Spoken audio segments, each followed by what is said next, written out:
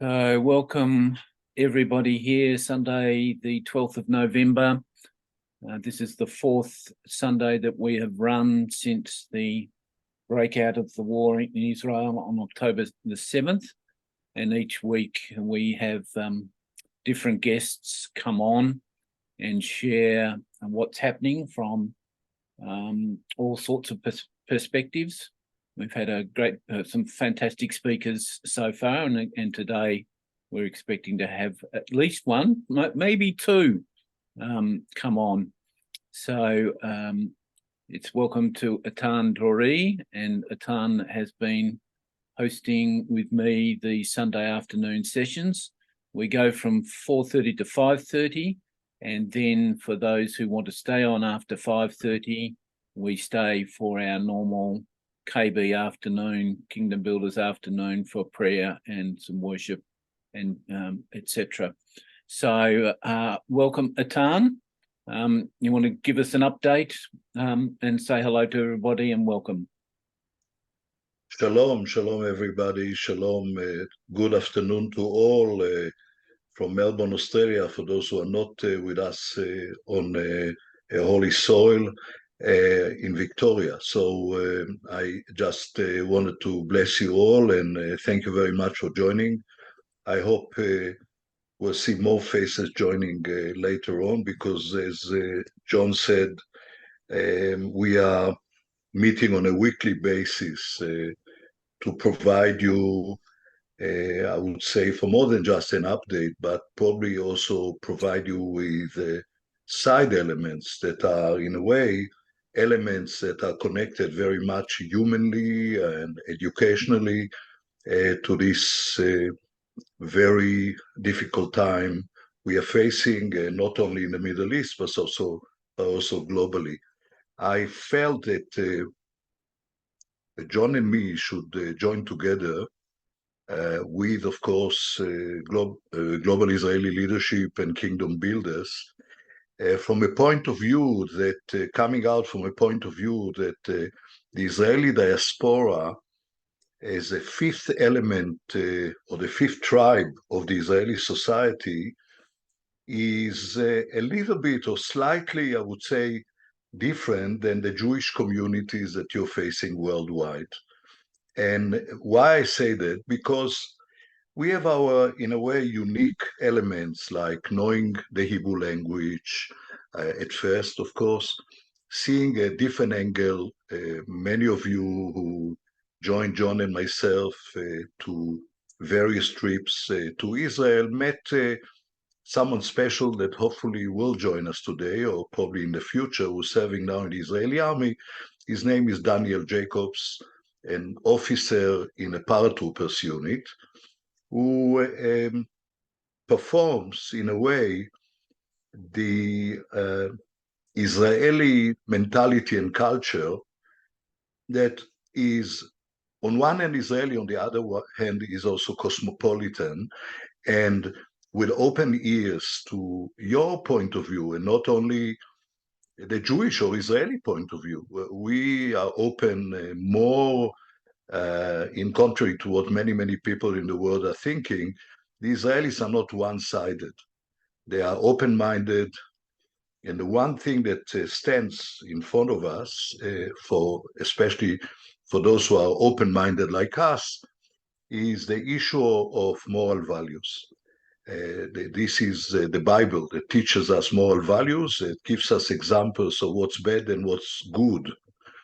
And in the limitation of our human, I would say, capacities, we have to stand up and think about the suffer of both sides and see also what are the issues to discuss and hear your point of view. It's not about media and fake media. It's about facts, and it's about mistakes, and it's about a consideration of what is the situation is all about and where it leads us to the future and how we find a solution for something that goes on and on and on. And in fact, the world makes along the decades and beyond the jubilees, beyond 50 years, makes mistakes by not listening to Bible experts and by not listening to historians. And I remember a Hebrew University professor who once shared with me the fact that, for example, the agreement, the partition agreement on the eve of Israel independence after the Second World War, late 40s, when there was a decision made how to part regions in the Middle East. And if they would ask for a consultation, probably the face of the Middle East would look differently. We have our friend John sitting here. He's coming originally from Syria, and he knows the Assyrians, the Ashurim, and the Ashurians are all over in the diaspora. They're all over, but mainly they were in Iraq. They were here, they were there, and they didn't find a place to settle because of whatever ignorance of politicians. So all in all, we have to take into consideration different elements, and I think that today I chose to recommend to John to have someone who's an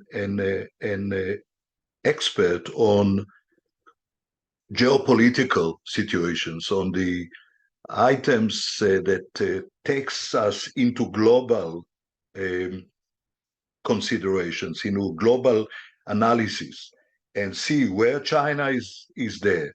It's not about the Palestinians and the Israelis, where China is, where Russia is, where United States is, and the relation with Saudi Arabia, and in all the Middle East and the global picture. And what I felt is to call my good friend, Dr. Hochberg-Mamon, who is on TV, especially on Channel 12, the most popular channel in Israel, on a daily basis.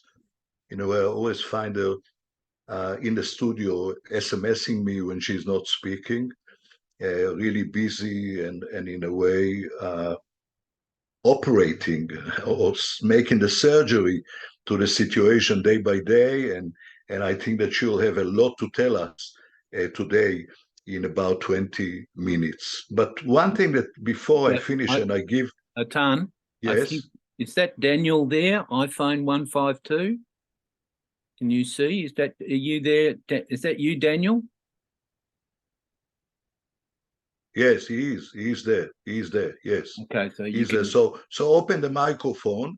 But I wanted to finish here because I prepared something I think very important and very interesting for you all before John will introduce Daniel in this 15 minutes that we dedicated for him, before Anat will join us.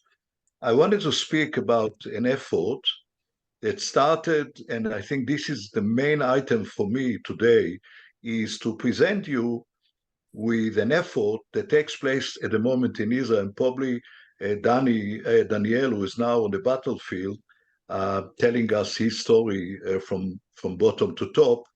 At this stage, I think that we need to speak about documentation, that documents that since the Black Sabbath on October 7, that left an entire country in shock and helplessness, and every day more evidence is added about the dimensions of the massacre, for example, in the Gaza envelope. Many residents of the South are interviewed and document what happened to them and their feelings on various platforms. And the media continue to publish documents from the field. So the National Library of the Hebrew University of Jerusalem, or based in the Hebrew University of Jerusalem, which is responsible for collecting and preserving the collective memory of the Jewish people and the state of Israel since its independence, has now started a new project. And the purpose of the project is to collect all documentation from October 7 and the events of the war that broke out following the massacre. And the goal is to produce a large and reliable database of testimonies, media coverage, and outreach activities.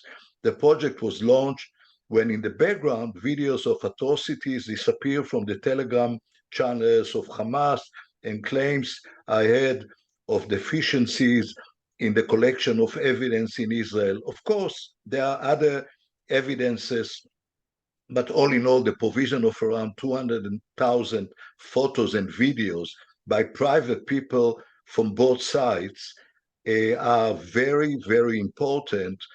And one thing that, from my point of view, is amazing to see the evidences collected from kids and grandchildren of fighters for independence in 1948. So you see here a closed circuit of provision evidence that are telling you not only the Israeli society provision of continuity, but also a food for thought that one day or another will be provided to keep facts and reliability. And I think that this is the most important thing. And from there, I would give John the stage. Thank you very much, and we look forward. Yeah, good. Thank you, Atan. Well, we want to welcome our good friend. I'm not sure, you're still Captain Daniel? What is your now? I know you're in a reservist. Hi, Eitan. Hi, John. Hi, guys. Hi, friends. I'm a major. A major now. Goodness. And actually, I'm over like a 44, 45, so I didn't have to go into the army, but I went to the army now. And just now, I just came home for Friday for the first weekend. And that's why I have time to talk. Great. Wonderful. So tell us, what are you doing? You've got a troop of paratroopers. What are you actually doing on the ground? Maybe you tell a little bit about Daniel to all, so they will know who is Daniel. He's not a surprise here. He might be a surprise to some people. There's a few here that know him, of course. Hold on, what have we done here? Because Daniel has been with us many times when we've taken business trips across to Israel, and he's been part of our guides to show us and take us to places. And many of us have been with him to the very top of the Golan Heights. He's always managed to smuggle us into the troop up there where we're not meant to be, and down into the tunnels, and sitting on top of Lebanon. And the first trip I went up there with Daniel, we got out of the bus and we were all having a look around, and I went over to the corner and just to peer down over Lebanon and in Syria, and a young soldier came up to me and said, "Sir, I wouldn't be standing there. I think you need to move back behind the mound of rubble here because somebody got shot there last week." So I said, right, we really are at the front. So Daniel Jacob is part-time guide, but now full-time army again by the sound of it, and leading a group. So Daniel, just share what's on your heart and mind. Go for it. Okay, so as all of people of Israel, I was shocked on that 7th of October. I was having a Shabbat in my community. I live in a suburb of Jerusalem, and I got a phone call from my reserve unit that I'm called up about at 8 o'clock in the morning. That second, I left everything. Of course, I packed a bag, and I knew I'm going to go for a long time because this was a big trauma. And kind of like a mini Holocaust we had in that morning. We didn't know what's going on yet. No one knew what's going on. So I left for a journey. Going back of my soldiers, about 150% of the soldiers came back to the reserves, which means the motivation was amazing because everyone saw what's going on. Even soldiers like me who didn't have to come because I'm over the age, we came. So I'm the second in command of leading about 450 soldiers. Now we are posted in the area of the West Bank, in the area of Jenin and Shechem, which is very busy because we let all the young guys, the young soldiers, go down south or north to the potential later on war we're going to have also there. And we are doing missions every night. We're arresting Hamas people. We are being very busy to make also the third area of the potential war with Israel, which is the middle, the center of Israel, quiet. So every night we go into Arab villages, we do all kinds of things. We also do arrests, and we make sure it's quiet for the war in the south to continue, and later on in the north will continue to defeat the Hamas. Now, I have things to say if you want. Like, I'm sure everyone saw the pictures and saw. You guys know what's going on in Israel, but I want to say, and really, we are very, very. We were shocked. The intelligence is going to be in big trouble after this war because we had no intelligence, and the commanders, the top commanders, of course, are going to go because they made a big mistake. We thought the new amazing billion fence, which is an underground fence and on top camp, will do the job. It did not do the job, and they were for a year and a half. The Hamas was collecting intelligence in Israel in all kind of ways. I could show you later if you want. This, of course, is what I'm saying. You from one of the most amazing, good intelligence officers we spoke with, only the top officers, and only 4 people in Hamas knew what's going on and when it will happen. So yes, they had all kind of underlay. They had 1,000 people plus minus of the bad guys, the really true bad guys. All the rest were just guys who joined the massacre. And those 1,000 people did not know exactly when it will happen. Only 4 guys knew in Gaza when it will happen. And when in the morning of 7th, in the morning of 12 o'clock on 6th of October, midnight, they went door by door, not them, but their drivers, whatever, and gave them a message by foot because they knew that if it'll be by phone, we'll go on to it. We'll collect it. So, and that's what happened. So, like I said, we were called up, and it was shocking. But now we're doing a very, very good job. By the way, we couldn't. We took a few weeks to start because they got our plannings. When they went into one of the bases and they almost massacred all the base, which, by the way, is very close to the border, they went to the officer's room, the high officer. We're talking about almost the head of all the chain of command in the south, and they opened the vault and they took the programs of how we're going to conquer Gaza in the future. That's why we had to change the plans. It took us a few weeks. We also had to get some organization and all kind of specific gear from America. And now we can go in safely. Of course, safely is not in Gaza. That's the most worst. It's the worst place to fight in the world, in the whole world, even more than Vietnam, even more than other areas. You cannot. It's underground, upground. It's booby trapped. It's so complicated. And hopefully, we're not gonna have so many soldiers.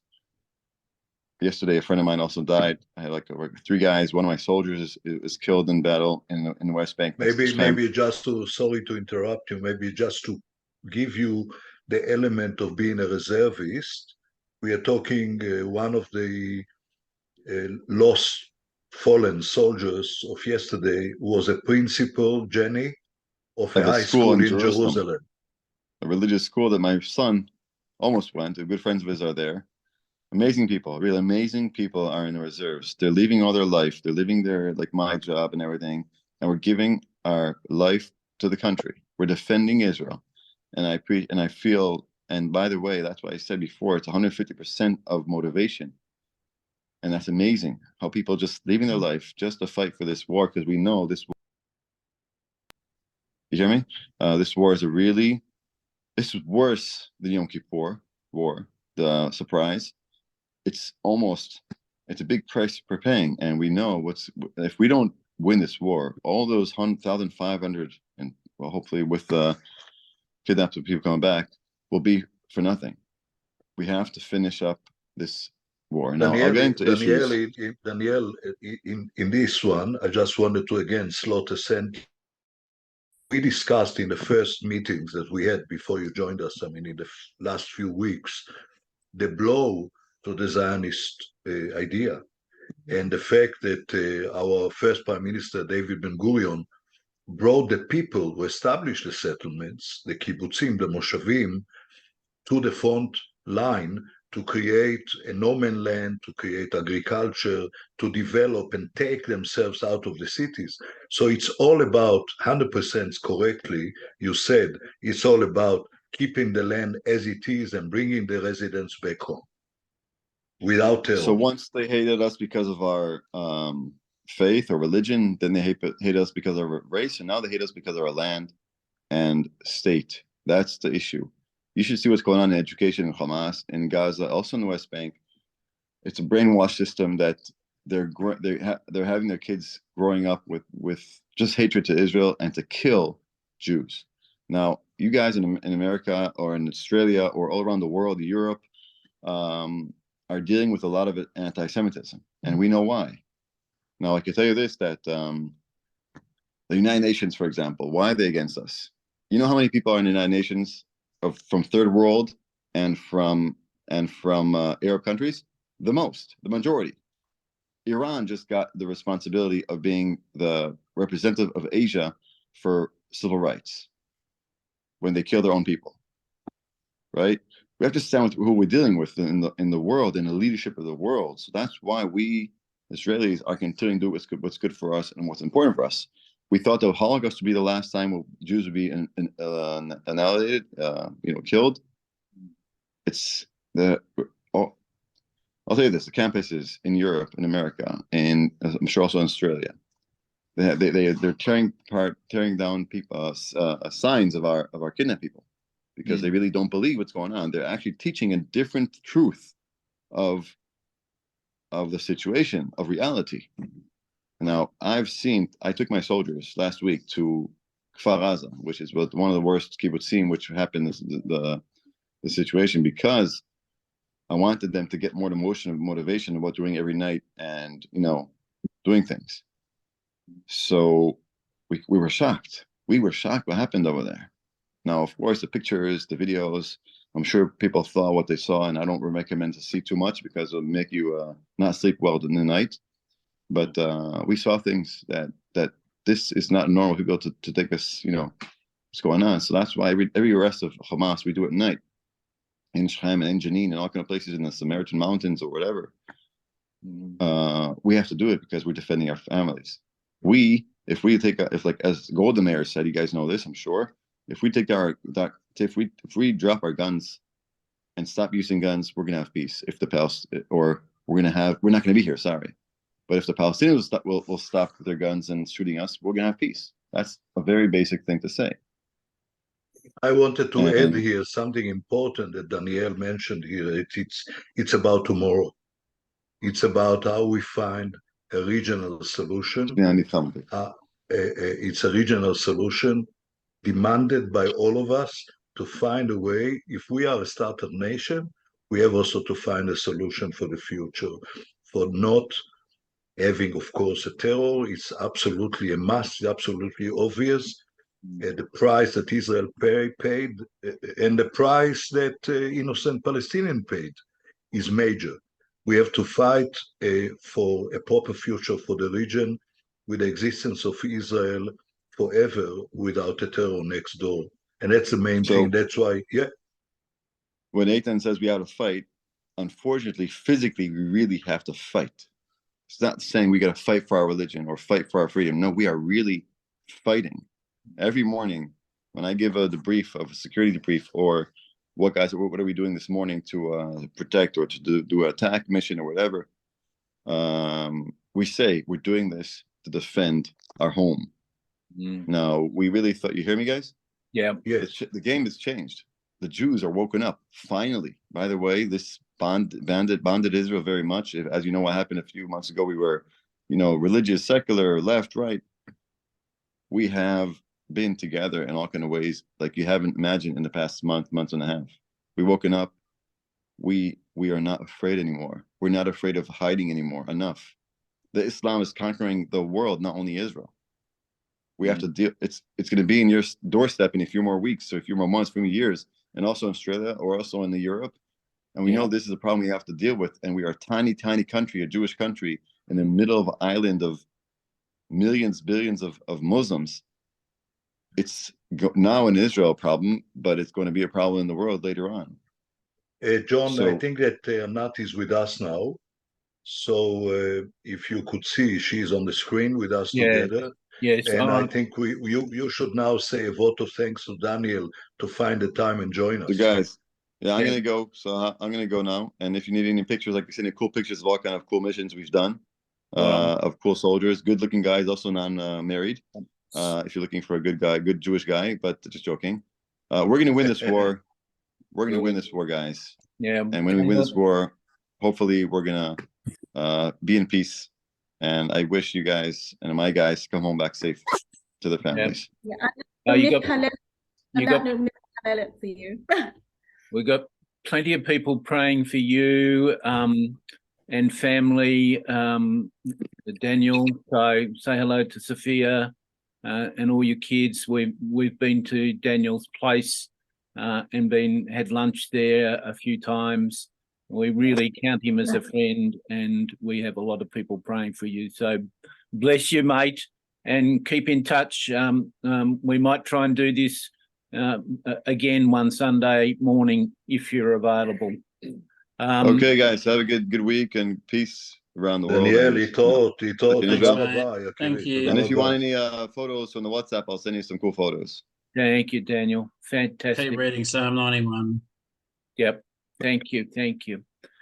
Back to you, Atan. We've got Dr. Anat with us. So maybe you just a brief introduction, and we'll go from there, Atan. I'll say something to Anat in Hebrew that no one will hear and understand. Can you take your camera a little bit up? So I said it in English now. Perfect. Okay. I can see a star from Israel, a star shine from Israel. Okay, so I would like to have the opportunity really to have Anat in such a busy day on all screens in Israel. From channel 1 to channel 2 to channel 4 to channel 12 to 13, and of course also in between writing articles, especially every weekend there's something really to feed ourselves with. And Dr. Anat Hochberg-Mamon, an expert in international security and geopolitical crisis, is a geopolitical consultant, researcher, and speaker with abundant academic and business experience. She has worked for over 20 years with international governments, security agencies, and businesses, covered emerging global political events, technological and economic trends. She was a senior advisor at the Chinese prestigious Hainan CGE Foundation, dealing with the security dimension of the global BRI project, conducting policy recommendations and researchers to the government. She advised the Pentagon. She did an unbelievable job connecting between Israel and the United States, understanding the region, and she's also an author of a book, The Art of Marketing Terror, from 2019. Anat is a feeder. She gives the Israeli audiences on an ongoing basis food for thought, and not only in Israel, Middle Eastern affairs, but mainly she opened our mind to a global sphere. As I mentioned to you before, she is the expert in Israel for the involvement of the big powers in this political arena of the Middle East. And I wanted to say thank you, Anat, for coming here and joining us. Thank you, it is my pleasure. In the morning of Israel, and please have us listening to you.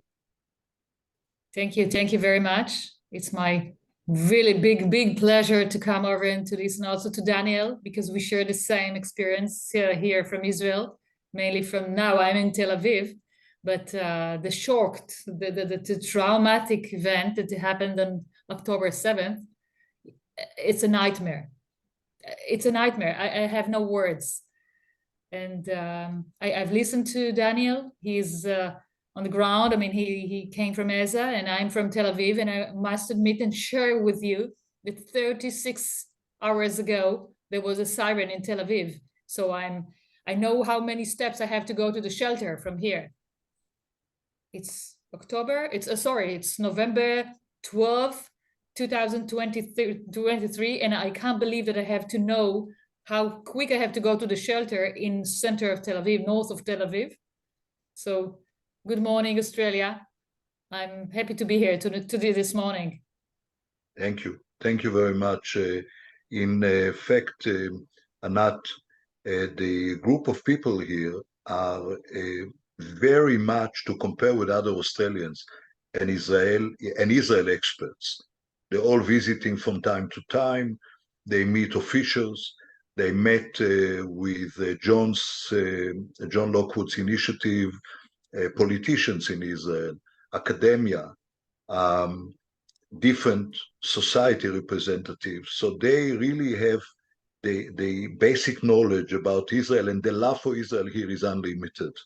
And I think that I would like you to give us the balance, to let us understand what exactly is happening here and how you assume the future. I'm not dealing with astrological predictions, but with the written life. And as it looks right now, we could not predict for the coming week, for the coming month, for sure not for the coming year. But as I see it from daily interviewed in each and every media outlet, I must tell you that it will be better, a lot better than now, because if I have to run from time to time to shelters and to know if I go to take a car to Tel Aviv or to Jerusalem because I'm not secure, it says everything. It speaks by itself. And there is no way currently to live in this situation. These circumstances is horrible. And I'm not talking about the south. I'm talking about mid of the country, the center of the country.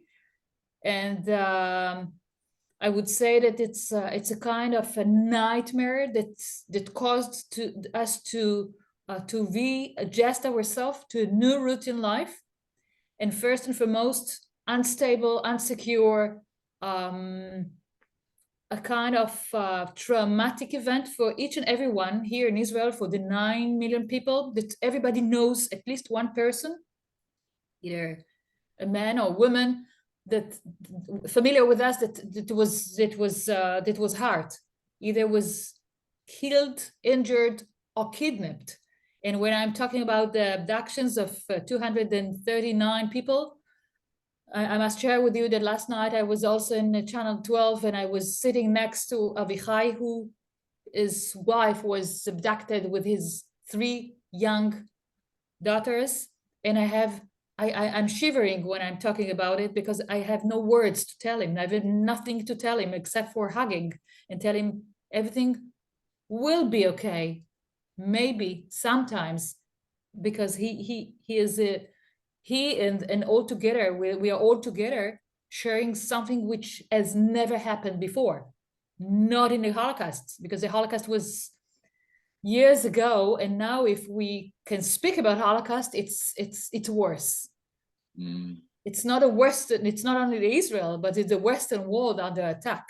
That's what all the time what I'm saying is the totalitarian, the terrorist organization against not only Israel, but the Western world, the totalitarian, the barbarian catastrophe against our liberal world.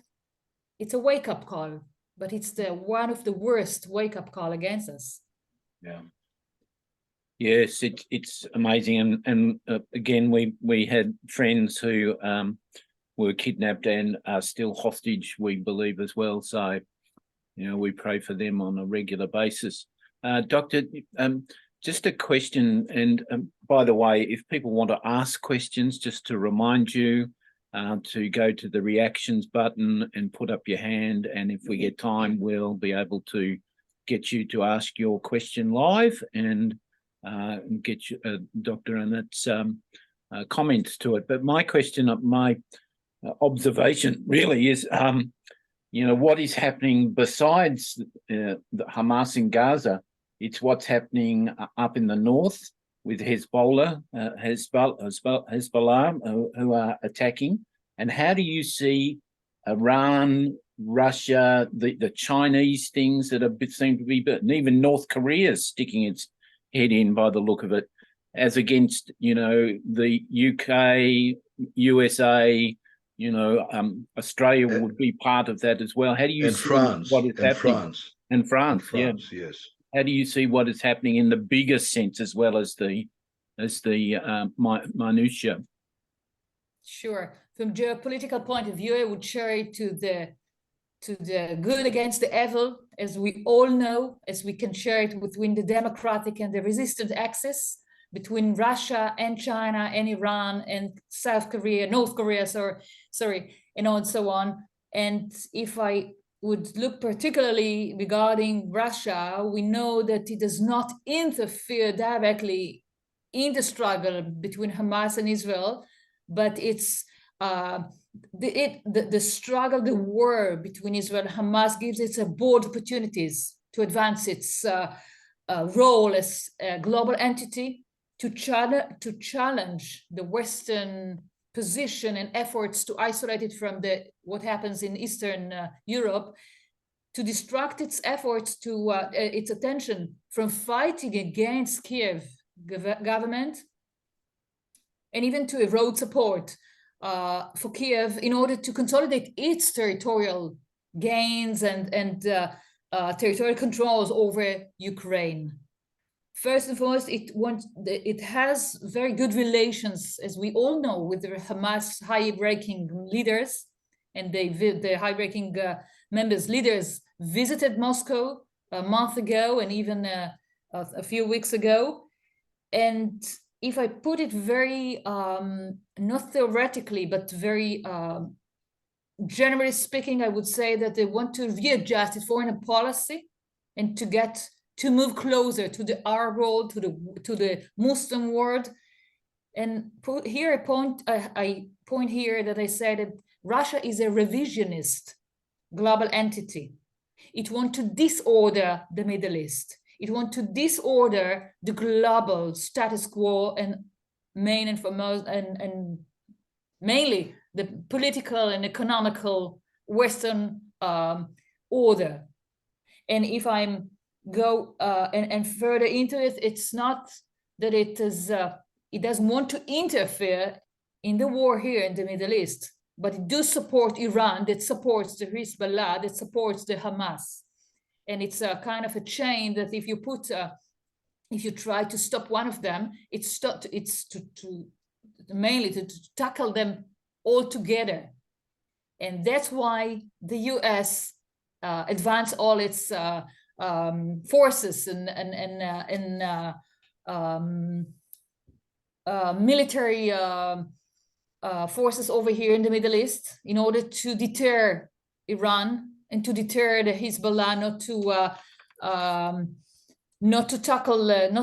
in order to confront Israel, that Israel will confront easier with Iran and Hezbollah in the north. And when I go further deeper and go and look at the Chinese perspective and what does China has to do and to deal here with the Middle East, I would say it very cautiously, but very purely putting it's not a revisionist global entity, but a kind of China wants a peaceful and stable Middle East as compared to the destabilization of Russia.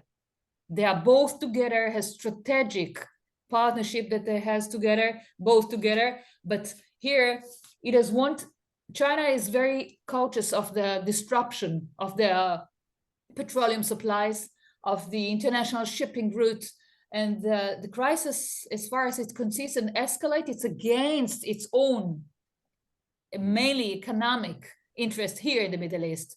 But we have to understand that for China, especially for the last couple of decades, for China, it's the first major diplomatic challenge in the Middle East. And it maintains balanced and friendly relations with all the Middle East countries. First and foremost, Israel, but also Iran, Saudi Arabia. It brokered between Saudi Arabia and Iran and last March. It has become, Israel has become one of its not necessarily larger, but strategic partners here in the region, as far as Israel is a source of advanced technologies and a critical for China tech race against the US. And if I raise another issue here, China also is a leader of the non-aligned world.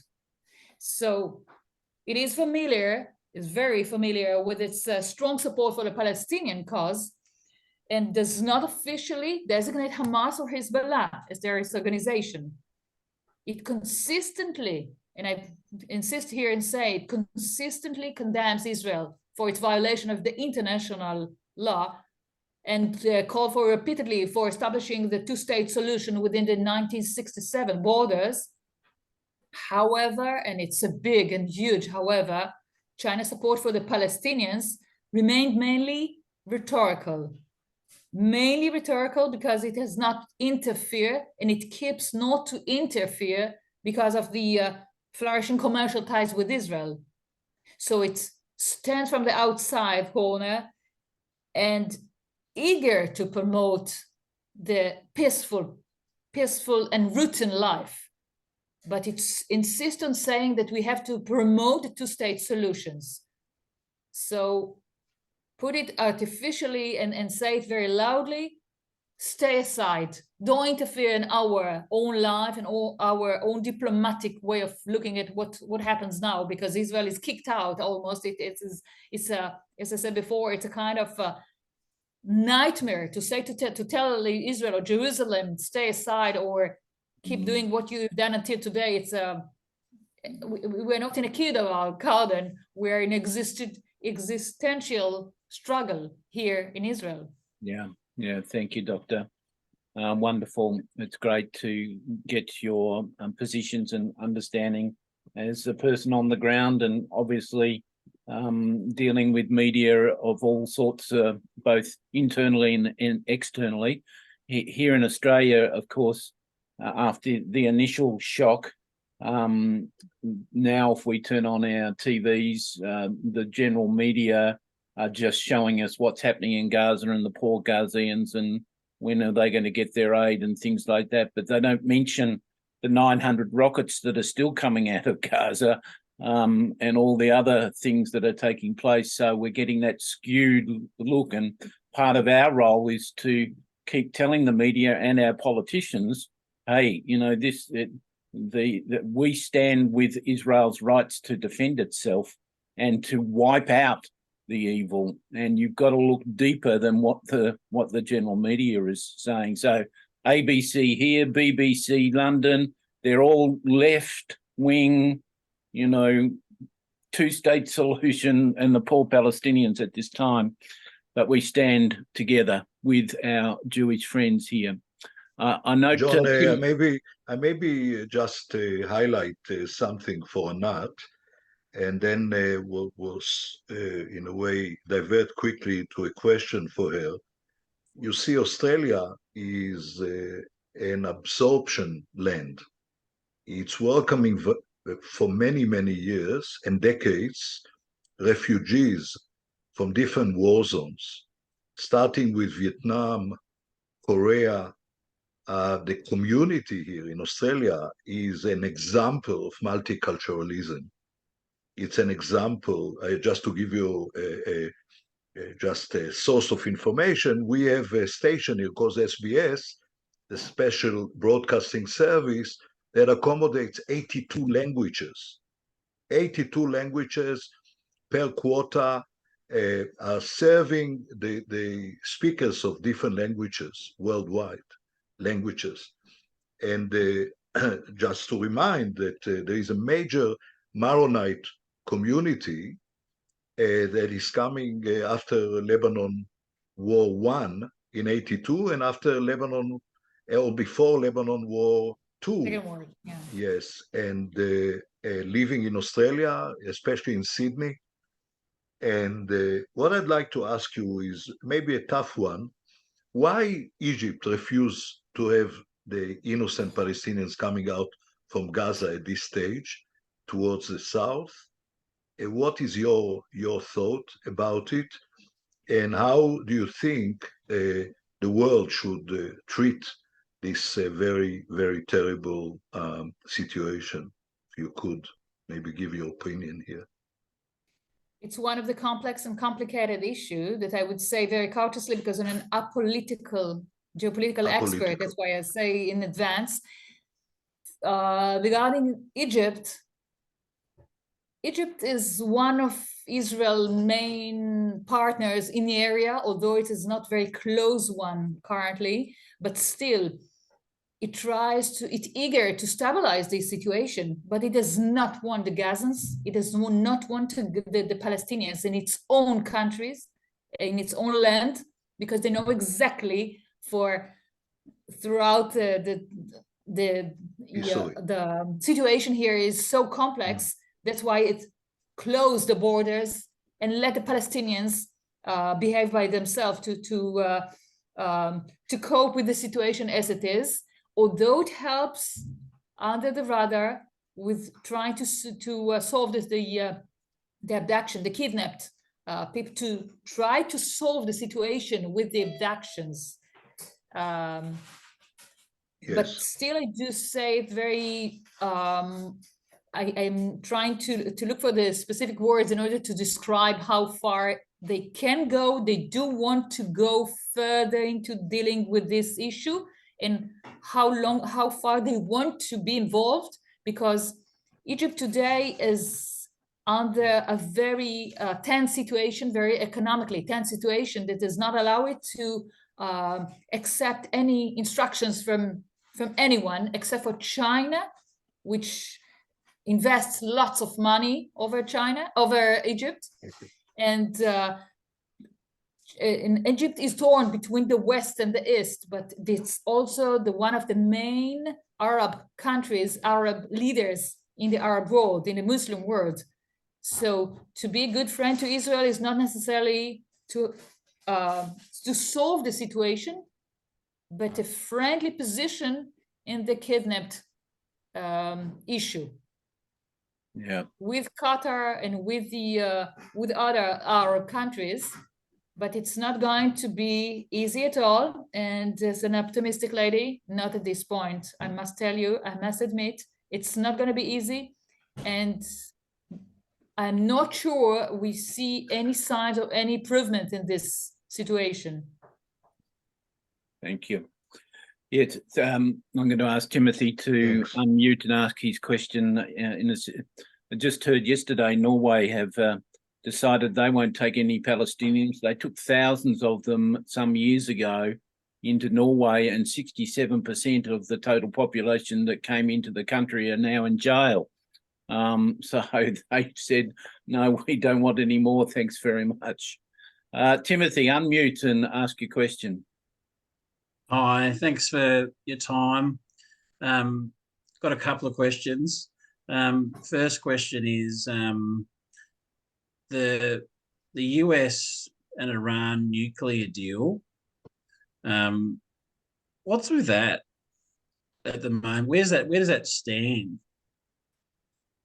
It was on the process of signing a kind of semi accord between the US and Iran. It stopped, and it halted. All the process was halt because of the war in the Middle East. I would say that it's a kind of an alert time to readjust in the US to the situation that the Middle East is not as they wanted to have it. I mean, Iran is the enemy of Israel, period. Now they have to recalculate how they're going to confront the nuclear situation in Middle East, and particularly in Iran. Because as far as we are going into a prolonged war here, it's not going to last, not tomorrow, not the day after, not a week from now, and not a month from now. It could take a year and even more. So not only the nuclear cards or the nuclear negotiation stopped, but also I would say the normalization with Saudi Arabia, which was one of the major factors that caused this war, that caused the Palestinians to go into war against Israel. Yeah. All right. Can I ask one more question? I'm going to. Sure. The other question is, what's the mainstream kind of spiritual response to explain what has happened in the context of, you know, when tragic things happen, a lot of people like to look at it through the lens of, you know, Christianity.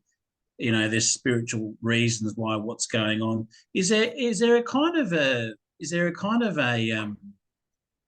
a dominant mainstream kind of explanation according to, you know, the Jews and the Christians on why this is happening? I'm not that familiar with the spiritual atmosphere, as I know that there are many stuff underneath, under the radar, which means that there were many, I would say, preparations and pre-preparations for this extensive war. Is it the Islam against the Jewish people? Not necessarily. Is it the Islam against the Christianity? Not at all. It's the extremists, as a global expert on global terrorism that I dealt with Daesh and Al-Qaeda for more than 20 years. I would say that this is the extremist, the fringe of the extremist Islamic jihadist people against all the rest. And now you can put here the Christian people, the Jewish people, the Hindus, or many other religions and ethnic groups that the extremists want to kill, period. They don't want to have any opportunities to other way of living life other than their own selves, their own perspective. But backwards to your question, were there any indications prior to the war? Yes, there were many. And Israeli, one of the major problematic way of speaking now is that we had the indications, there was a sign on the wall that just could coach us, and the operation and the intelligence and the army just ignored it. Yeah. And the extremists got used to it, utilized the situation. Yeah. Thank you, Doctor. Thank you, Tim. We've got two more hands up. Jeff, we've got only a few minutes, so keep the questions brief if you can. Very, very brief, and there may be no answer to this. Not much has been heard in the media about India, who are another non-aligned power and have the largest Islamic population of any nation in the world. I'm just wondering if there's any geopolitical thoughts on what might be going on there. Regarding India, India is one of the friendly friend of Israel currently, and it supports Israel, and it also, I wish that it's going to be a lot better than what until that was, there were many commercial ties before, but I think they're going to be a lot better and expand and enlarge. And to have India as supporter of Israel, I think it's one of the gains, the currently gains from the war. And I would love to elaborate, but we have no time for this. But very, very, yeah, that's good. Very good. You just raised the issue, because I think that Israel can look for the bright side of the moon and see that there are many other opportunities in the near future, and one of the major opportunities here is the Indian market, and all the rest is just before us. Yeah, that's great. Thank you. And I think Jenny's got a hand up to ask a question. I was just a comment also, Dr. Arnett. I was talking yesterday with one of the top advisors to the Ethiopian Prime Minister, and they're very supportive, Ethiopia, of Israel, and of course are doing what they can within the African countries to gather support. Again, you know that, John, Ethiopia lost as an hostage in Gaza the leading agri-developer of Israel, who supports little farms in Ethiopia, running the Fair Planet organization, Dr. Shoshan Haran, who is working, in fact, not only in Africa, but also in India with us. And she was taken as a hostage to Gaza. Her husband, Avshalom Haran, was killed. Her sister, Lilach was killed, and her brother-in-law was killed. So, yes, and she's there with another 7 members of the family, and we are all praying for her, a major contributor to the relations between Ethiopia and Israel. Okay. Jenny, quickly unmute and ask. It's not Jenny, it's me. John, okay. Just a thought. It's not a thought, I mean, for you, Dr. Annette. There are 3,500 words in the Quran. It say kill the Jews and the Christian. It say the word kill, it didn't say fight.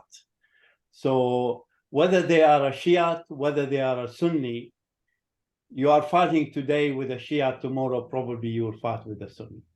It's just a wake-up call for Israel to put their hand with the Christian world rather than the Muslim world. That's my comment. Thank you. Very brief comment. I would say that my good friend is a Muslim, so it's not necessarily Sunnah or Shia. The Sunnah is the majority, the Shia, which is the minority. I would say that this is the extremists, again, the fringe of the extremists that are against the Jewish people. I believe, and I truly believe, that there are the cooperation, the collaboration between people not defined by their own religion is the way to live and give the life the opportunity, I mean, to thrive all together, to flourish all together. It's not an optimistic or something naive. It's a kind of, it's a way of looking at the Middle East and live and let alone all together in the same corner of one of the most complex region in the world. The tiny little Israel can live together, all the religions. It's not because of the Hezbollah and Iran is Shia, it has to be, that should be any war. I would say it very quickly and loudly.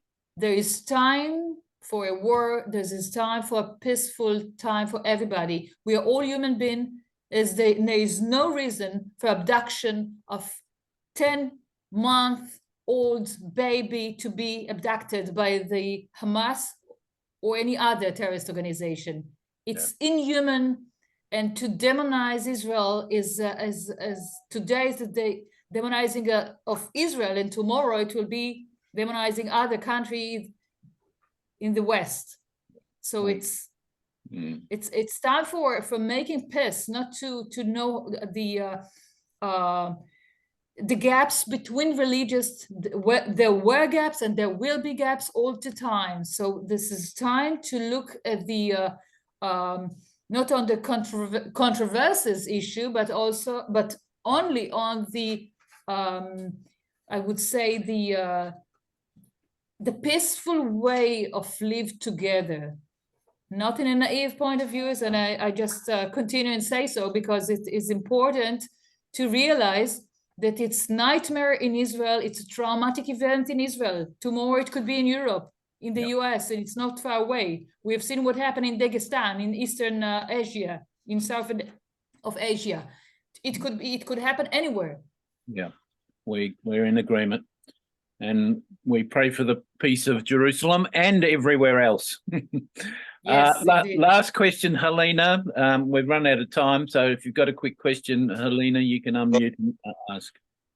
Yeah, just quick. It may be quite trivial, I guess, but I would assume that Israel had no warning when the Hamas came into the southern border of Gaza on the early morning on the 7th of what was it, October?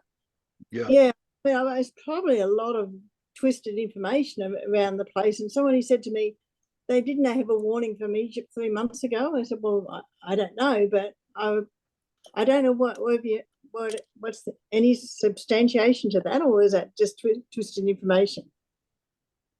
There were some signs. You're absolutely right. The Egyptian ministry also just mentioned that there are indications, but unfortunately, and very unfortunately, Israel ignored. Yeah. And all the rest is history. Yeah.